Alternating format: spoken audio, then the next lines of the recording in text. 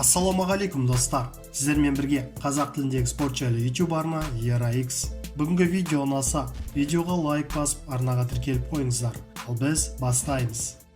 Халықаралық бокс федерациясы әр салмақтағы үздік боксшылардың жаңартылған рейтингісін жариялады.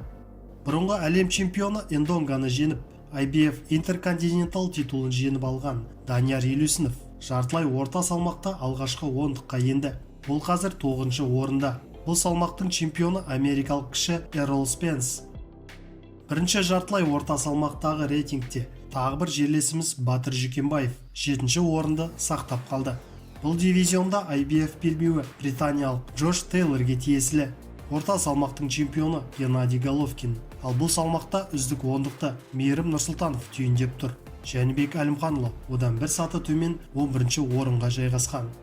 Ал 16 желтоқсанда жұдырықтасатын Айдос Ербосынұлы 2-ші орта салмақта 7-ші орында тұр. Нұрсұлтан мен Тараздағы спорт мекемелеріне Жақсылық Үшкемпіровтің есімі берілді.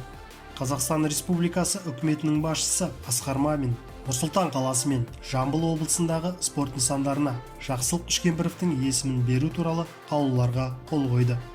Нұрсұлтан қаласындағы жекпе-жек сарайының атауы Жақсылық Үшкемпіров атындағы жекпе-жек сарайы болып өзгертілсін. Осы қаулы алғашқы ресми жарияланған күнінен бастап қолданысқа енгізіледі делінген құжат мәтінінде. Сондай-ақ премьер-министрдің тағы бір қаулысымен Жамбыл облысы әкімдігінің дене шынықтыру және спорт басқармасына қарасты Тараз Арена шаруашылық жүргізу құқығындағы коммуналдық мемлекеттік кәсіпорнына Жақсылық Үшкемпіровтің есімі берілді. Қаулы алғашқы ресми жарияланған күннен бастап қолданысқа енгізіледі. Еске салайық, грек-рим күресінен тұңғыш олимпиада чемпионы, әлем чемпионы, Қазақстанның еңбек ері, барыс, құрмет, парасат ордерінің иегері Үшкемпіров Жақсылық Әмірұлы 1951 жылы 6 мамырда Қазақ КСР Жамбыл облысы Свердловск ауданы Чапаев кеңшарында дүниеге келген. Биыл 2 тамызда мезгілсіз өмірден өтті. Бокстан Қазақстан құрамасының капитаны Қамшыбек Қоңқабаев 18 желтоқсан кәсіпқой рингтегі 2-ші жекпе-жегін өткізеді.